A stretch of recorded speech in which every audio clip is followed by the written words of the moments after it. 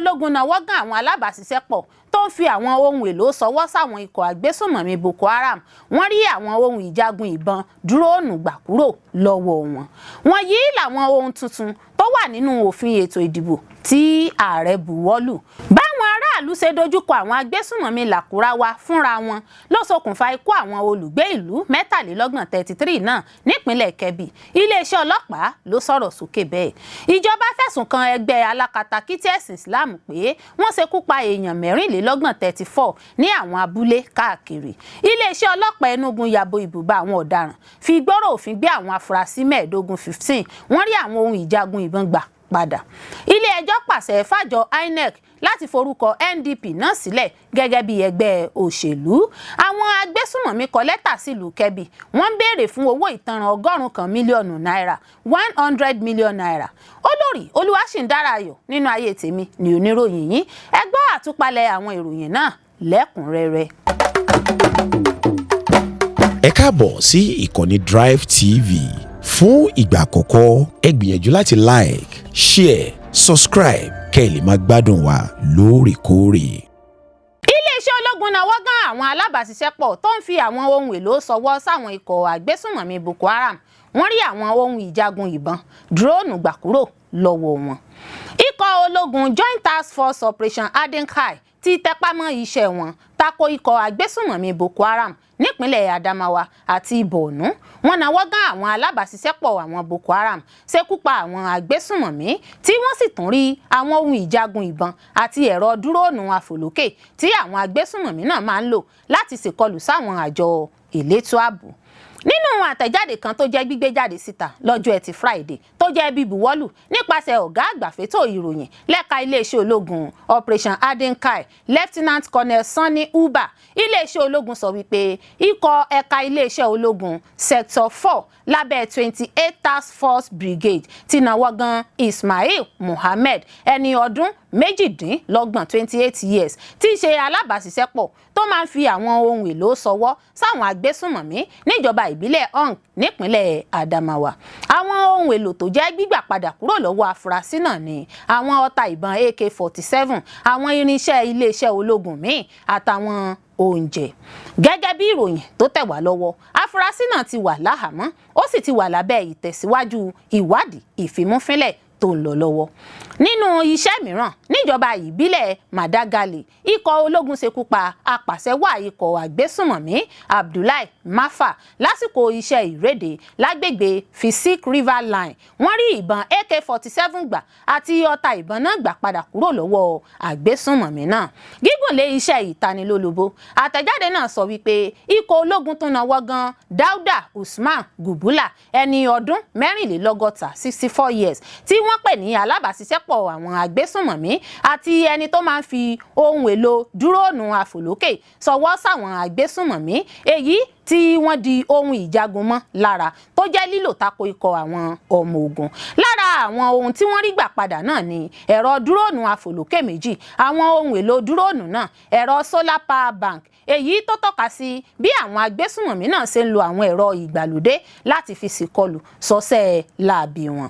Àtẹ̀jáde náà tẹnumọ́ pé gbogbo ìgbésẹ̀ náà ló jẹ́ ìtẹramọ́ ìgbìyànjú lójúnà láti dènà bí àwọn alábàáṣiṣẹ́pọ̀ náà ṣe ń fi àwọn ohun èlò ṣọwọ́ sáwọn àgbésùnmọ̀mí láti dá ètò ààbò padà bọ̀ sípò àti láti dáàbò bo àwọn ìlú jákèjádò apá ẹkùn àríwá ìlà oòrùn.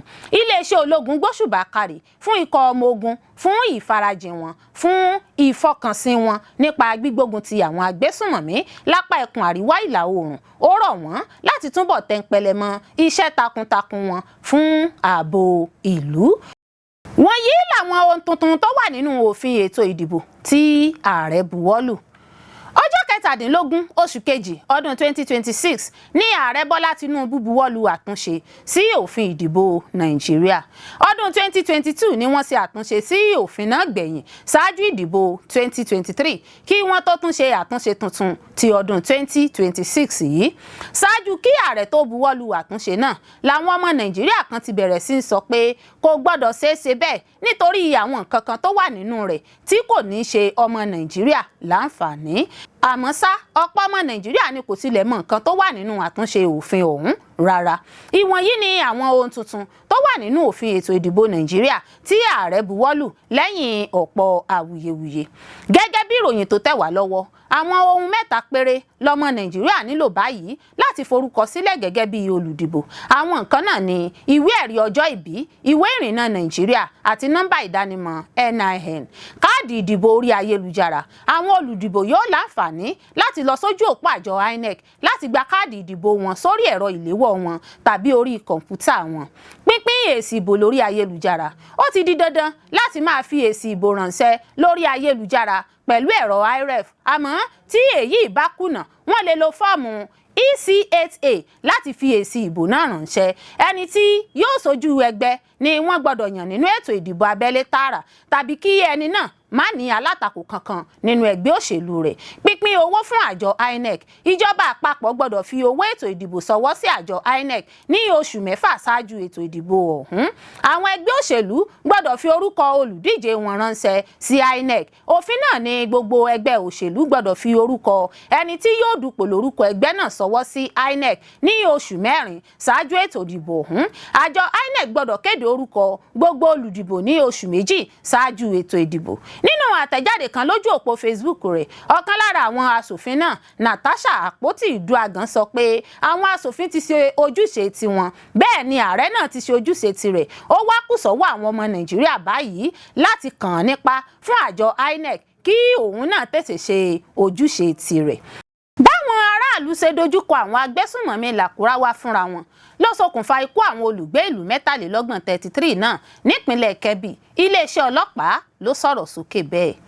Ileesẹ Ọlọpa ìpínlẹ̀ Kebbi ti fìdí ìṣekúpa àwọn aráàlú mẹtalelọgbọn 33 nípasẹ̀ àwọn Agbesunmọmi Lakurawa múlẹ̀ ní agbègbè Beere níjọba ìbílẹ̀ Àríwá nípínlẹ̀ náà. Wọ́n ní báwọn aráàlú náà ṣe dojúkọ àwọn Agbesunmọmi ọ̀hún fúnra wọn ló ṣokùnfà ikú àwọn olùgbé-ìlú náà.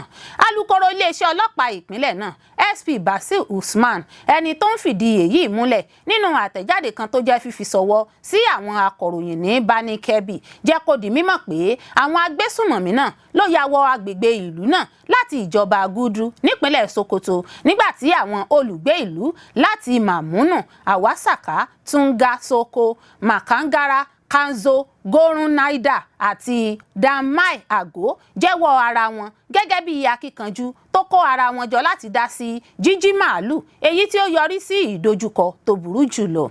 Iléeṣẹ́ ọlọ́pàá tẹnumọ́ pé àwọn ìṣẹ̀lẹ̀ tó bá ti lọ́wọ́ àwọn adìyàmọ́ra ọ̀daràn nínú nílò ìdásí ìfọwọ́sowọ́pọ̀ àwọn àjọ elétò ààbò. Wọ́n rọ àwọn aráàlú láti tètè máa ta àjọ elétò ààbò lólobó bí wọ́n bá kẹ́fìn ìrìn ẹsẹ̀ tó bá mú ìfura dání lágbègbè wọn dípò dídojúkọ àwọn adìyàmọ́ra agbébọn fúnra wọn, èyí tó léwu tó sì lè yọrí sí ọ̀pọ̀ ìfẹ̀míṣòfò. Iléeṣẹ́ ọlọ́pàá ní iṣẹ́ takuntakun ti ń lọ lọ́wọ́ láti tọpinpin lépa àwọn aṣeláàbí náà láti fi ìgbóró òfin gbé wọn lójúnà láti dènà ìṣẹ̀lẹ̀ burúkú míì àti láti mú àwọn ìlànà ìkìlọ̀ lágbára sí i ní kíámọ́sá. Ìjọba fẹ̀sùn kan ẹgbẹ́ alákatakítí ẹ̀sìn Islam pé wọ́n ṣekú pa èèyàn mẹrinlelọgbọn 34 ní àwọn abúlé káàkiri. Ó lé ní èèyàn mẹrinlelọgbọn 34 tí ìkọlù àwọn ajìjàgbara àwọn ẹgbẹ́ alákatakítí ẹ̀sìn Islam ti ṣekú pa ní àwọn abúlé káàkiri apá àríwá orílẹ̀-èdè Nàìjíríà, àwọn aláṣẹ sọ fún àwọn akọ̀ròyìn. Àwọn agbébọn ya wọ àwọn abúlé ní ọ̀nà ibodè ìpínlẹ̀ Kebbi lọ́jọ́ Ìṣẹ́gun tí wọ́n sì kápá àwọn ẹ̀ṣọ́ aláàbò àwọn abúlé náà tí àwọn aráàlú sì ní láti sá kúrò ní ilé wọn. Àwọn tí orí kó yọ ṣàpèjúwe ìkọlù náà gẹ́gẹ́ bíi ti àwọn akọ́ṣẹ́mọṣẹ́ tí wọ́n sì yìnbọn káàkiri gbogbo ilé. Àwọn aláṣẹ ti na ìka àbùkù sí ẹgbẹ́ alákatakítí ẹ̀sìn Islam tuntun Lakurawa tí wọ́n ń ṣiṣẹ́ ní àwọn agbègbè náà. Ó wà lára ikọ̀ agbébọn tí àdó olóró Amẹ́ríkà gbèrò láti kọlù nípínlẹ̀ Sokoto nínú oṣù kejìlá ọdún tó kọjá. Àwọn ẹ̀ṣọ́ aláàbò ti gbéra lọ sí àwọn agbègbè náà láti pè fún ààbò àwọn aráàlú àti láti ràn wọ́n lọ́wọ́ pẹ̀lú. Àwọn aláṣẹ kò tí ì sọ̀rọ̀ nípa àwọn ìkọlù yìí bó tilẹ̀ jẹ́ pé àwọn àwòrán òkú àwọn èèyàn tí wọ́n gbé wà níkàlẹ̀ tí ó wà lórí ayélujára. Ìkọlù yìí ti fa ọ̀pọ̀ àríyànjiyàn lórí ayélujára tí ọ̀pọ̀ ọmọ Nàìjíríà sì ń ké sí ìjọba láti fòpin sí ìwà ìṣekúpani yìí, èyí tó wọ́pọ̀ ní àwọn agbègbè kan ní orílẹ̀-èdè Nàìjíríà.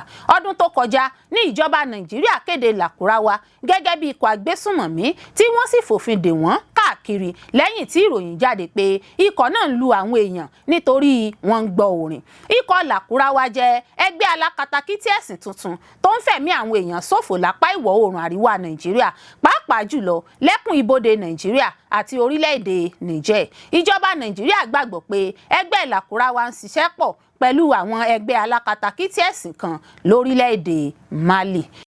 Ileesẹ Ọlọpa Enugu yabo ibuba àwọn ọdaràn fi gbòòrò òfin gbé àwọn afurasí 15 wọ́n rí àwọn ohun ìjagun ìbọn gbà padà. Òṣìṣẹ́ Ileesẹ Ọlọpa ìpínlẹ̀ Enugu ti náwó gan àwọn afurasí 15 lásìkò rírèdè ibùba ìlú Ozalla níjọba ìbílẹ̀ ìwọ̀ oòrùn Nkanu. Iṣẹ́ ìrédè náà ló wáyé ní kùtùkùtù ọjọ́ 16 oṣù kejì ọdún 2026 tí wọ́n sì dojúkọ àwọn ibùba ọ̀daràn gbòógì lágbègbè igun mẹ́rẹ̀ẹ̀rin Ozalla. Gẹ́gẹ́ bí àtẹ̀jáde kan tó jẹ́ gbígbé jáde síta lọ́jọ́ Ẹtì Friday nípasẹ̀ alukoro Ileesẹ Ọlọpa ìpínlẹ̀ náà, SP Daniel Ndukwe, ìrédè náà ló jẹ́ gígùnlé nípa iṣẹ́ ìtanilólobó nípasẹ̀ ikọ̀ Crack Tactical Squad ẹ̀ka iléeṣẹ́ agbófinró. Ileesẹ Ọlọpa jẹ́ kó di mímọ̀ pé àwọn afurasí 15 ọkùnrin 9 àti obìnrin 6 ní ọwọ́ tẹ̀ lásìkò iṣẹ́ ìrédè náà. Àwọn ohun èlò tí wọ́n rí gbà padà kúrò lọ́wọ́ afurasí náà ní àpò ọ̀rá méjì tó kún fún igbó gbígbẹ. Gbígbọn agbègbè ọ̀hún yẹ́bẹ́yẹ́bẹ́ síwájú sí i ló mú wọn ṣàwárí ìbọn ìbílẹ̀ tí wọ́n ti kí ọta sí nínú. Ileesẹ Ọlọpa sọ wípé àwọn afurasí náà ti jẹ́ fífi ọ̀rọ̀ wá lẹ́nu wò láti mọ̀ bí wọ́n ṣe lọ́wọ́ nínú iṣẹ́ ọ̀daràn náà sí.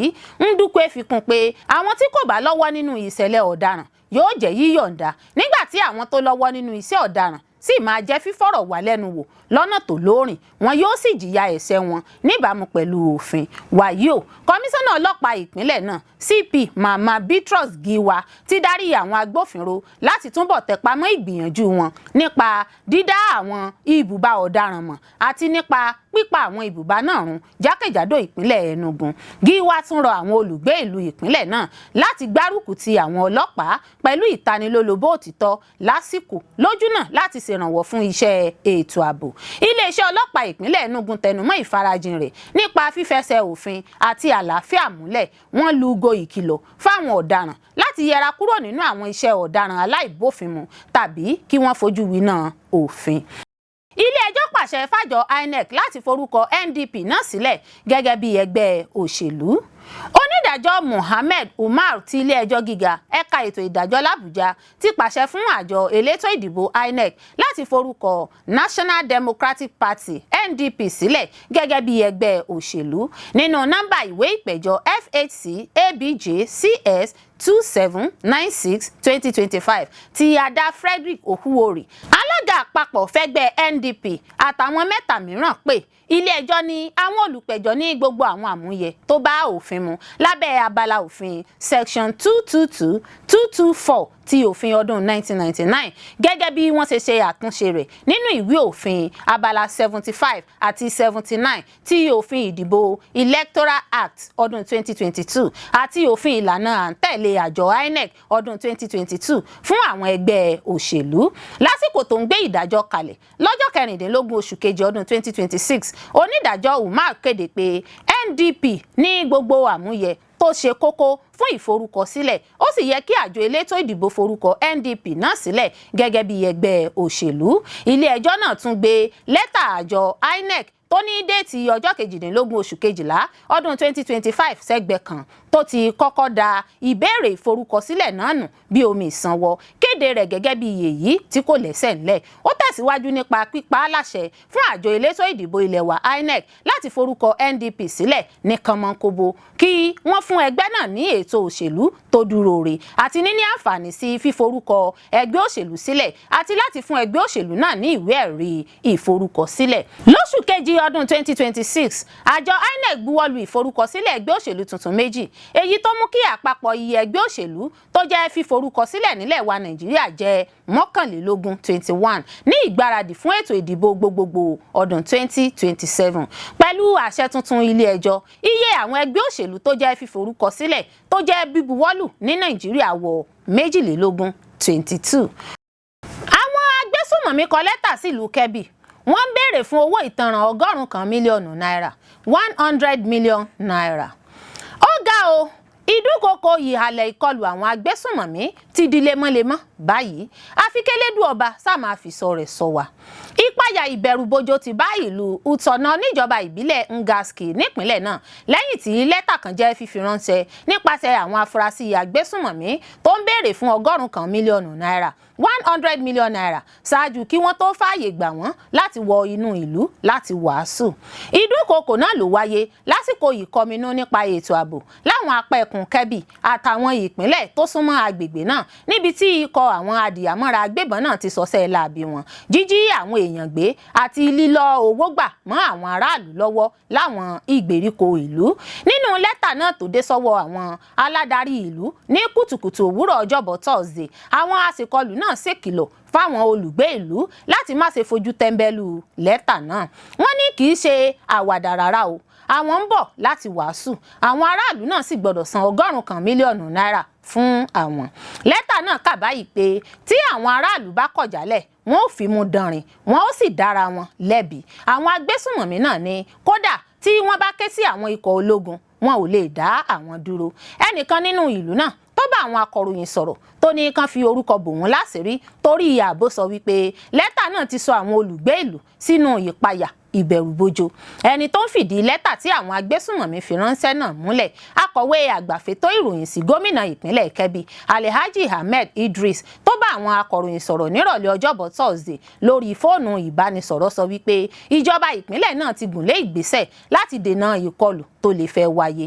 Ó fi kún pé ìjọba kò ní fọwọ́ yẹpẹrẹ mú ọ̀rọ̀ ìdúnkòokò náà. Ìjọba pẹ̀lú àwọn àjọ elétò ààbò ti darí ikọ̀ ẹ̀ṣọ́ aláàbò lọ agbègbè náà tó fi mọ́ ìtọpinpin látojú òfurufú. Olórí Olúwaṣìndáráyọ̀ nínú ayé tèmi ni oníròyìn yín. Ẹ ṣé púpọ̀ fún gbígbọ́ àti wíwò tí ẹ ń wò wá. Ojú tí ẹ fi ń wò wá kò ní fọ́, etí tí ẹ fi ń gbọ́ wá kò ní di. Láṣẹ Elédùà yóò sì dára fún yín.